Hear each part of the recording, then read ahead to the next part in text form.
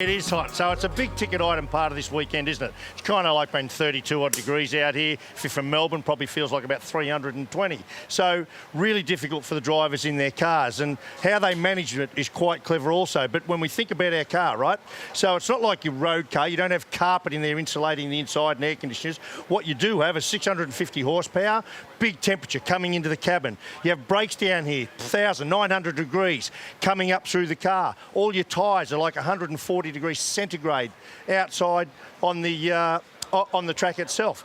But when we come into the cockpit, what happens in here when we see, the first thing you notice, look at all this, you can't even wind the windows down on a race car. So the way they cool it, see, maybe you stick your camera in there, I'm going to go around the other side, and you'll see all of the teams have this thing here called a cool box. Now, most of them put dry ice in it. This is the latest, Triple Eight have got here, very clever. This is literally an air conditioner.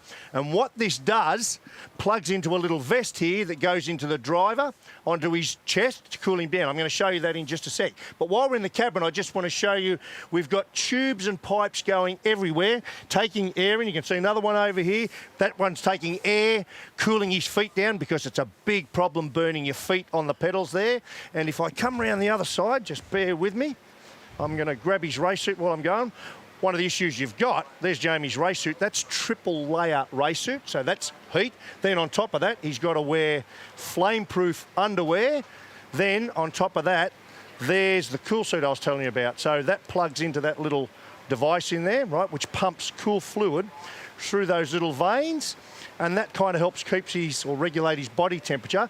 But they go further. If we come in here, you can see Jamie's helmet has a little organ on the back there, and here we have air inlets. These are called knacker ducts, really good for sucking air in, and the air goes in around here and through what are called carbon scrubbers. So I don't know, can you see those down in there? There's some filters down in there, they're called carbon scrubbers. So the carbon monoxide, or the exhaust fume that comes out of the other car's exhaust, which is really bad when you're sweating and your blood oxygen levels, all those sort of things. I'm not a doctor, but I know it's just not good. So that helps regulate that. So what the driver ends up having is cool, clean, filtered air coming in through his helmet. He's got the vest, as we said. Then in the back of the seat, Sam, see this little corrugated piece in here? That webbing? That's also a duct to put some nice, cool airflow onto the back of the driver there. So you can see it is an uncomfortable environment because that's going to be 50 to 60 degrees centigrade sitting inside there. And as we know, with any athletic performance, when you start to dehydrate, you'll start to lose concentration very quickly. And typically, here we go, in one race today, you know, you're going to expect to lose, you know, maybe 2 litres, say, of fluid.